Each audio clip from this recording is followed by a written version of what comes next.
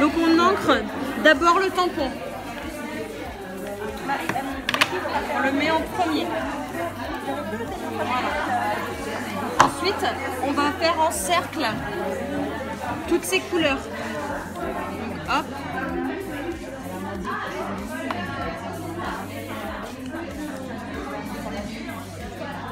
Donc ça, c'est les brochos, c'est les nouveaux produits qui sont proposés par Stampin' Up depuis la sortie du catalogue. Donc grosso modo, on fait on saupoudre une fois chaque couleur. Il n'en faut pas beaucoup. Voilà. Hop, une fois que j'ai fait les 5 couleurs, je saupoudre d'eau assez haut. Pas très. Mais voilà. Donc il faut un tapis téflon en dessous. Et tout doucement, on se rapproche de sa feuille. Tout doucement.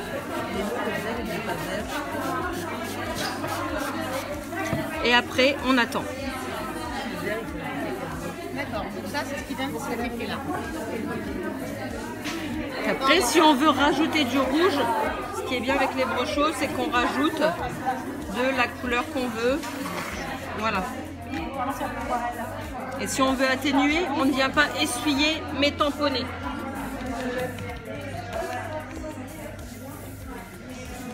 Voilà. Donc première technique. Deuxième technique. Ouais. On utilise toujours du papier aquarelle avec les brochos, sinon ça ne rendra aucun effet. Le papier va boire l'eau et il n'y aura pas d'effet. Donc deuxième technique, tout aussi simple. J'ai pris un sheet, donc c'est cette technique. Donc là pour le coup je reprends le même set de tampons. Hop, je tamponne toujours avant. Voilà, oui il est plus très ancré, pas grave. J'ai mis des brochos dedans avec de l'eau. Avec de l'eau tout simplement. Voilà, de l'eau, un tout petit peu, vraiment il en faut pas énormément. En fin de compte, c'est des pigments. C'est des pigments. Voilà, et j'ai fait ça et de plus en plus haut. J'ai rajouté un sentiment et ma carte elle est terminée. Donc ça peut se faire 3 minutes avant d'aller chez des amis avec un bouquet de fleurs. Notre carte elle est faite, ça fait un effet waouh. Ma troisième carte c'est ça. Donc pour faire ça, j'ai utilisé mon tapis téflon et je vais mélanger 2 couleurs. Donc là je choisis le bleu et le vert. J'en mets pas beaucoup.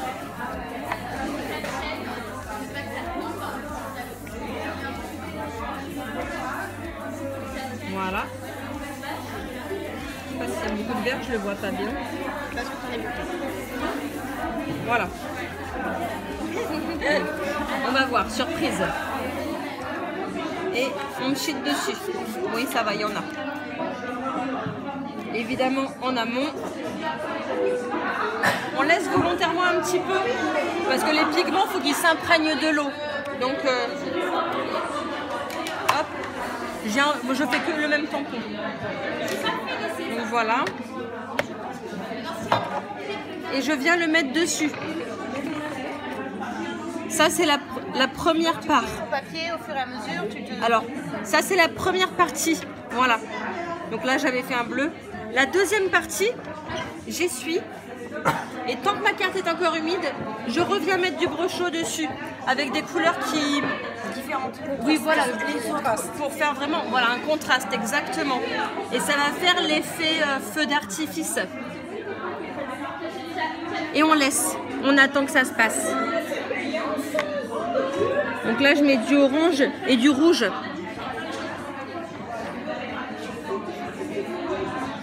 Voilà. Et on attend que ça se passe. Tout doucement, ça va se faire. Et au pire, on peut un tout petit peu. Là, ce qui se passe pour ici. Un tout petit peu, mais de loin. Voilà. Et l'effet... L'effet feu d'artifice se fait au fur et à mesure. Donc on fait comme on a envie, on peut très bien voilà, bouger un petit peu.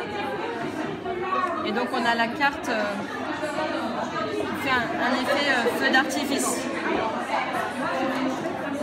ma quatrième technique.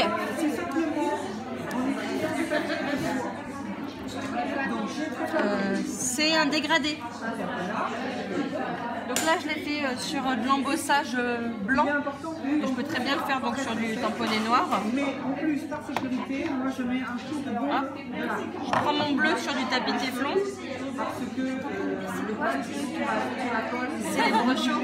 Non, ça peut faire des Ah, c'est des punaises. C'est bien pour voir la couleur.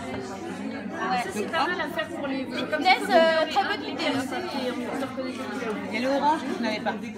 Donc je prends mon pinceau, mon aqua painter, et je viens faire un dégradé.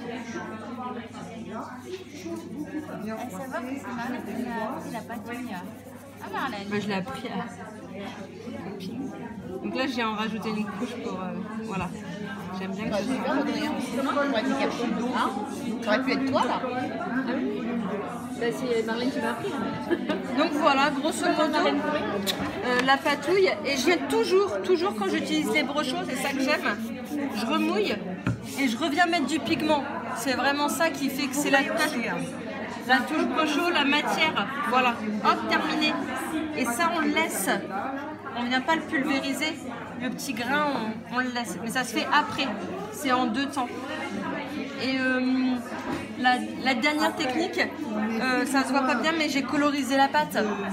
Donc je peux pas le faire en live parce qu'il y a un temps de séchage. Parce que pour le coup, j'ai colorisé après le séchage. On peut très bien coloriser sa pâte. Mais, je peux le faire sur la mienne. Voilà, je vais le faire sur ma carte. Donc vous voyez, vous avez donc là le bleu. Je reprends le bleu. Et je suis venue par touche coloriser Sur la pâte à structure. sur la pâte de structure. Il faut attendre qu'elle soit bien sèche. Ça va pas faire le même effet que si on colorise la pâte. D'accord, super. Et là, ce qui est bien, c'est qu'on peut faire également des dégradés. Contrairement à si on colorise la pâte, elle va être uniforme. Là, c'est plus on rajoute de l'eau, Plus ce sera plus c'est dilué. Donc voilà. Merci Marlène. As-tu une adresse de blog que les copines pourraient découvrir? Marlène, M-A-R-L-N, création, CREATIONS, .over-blog.com. Merci.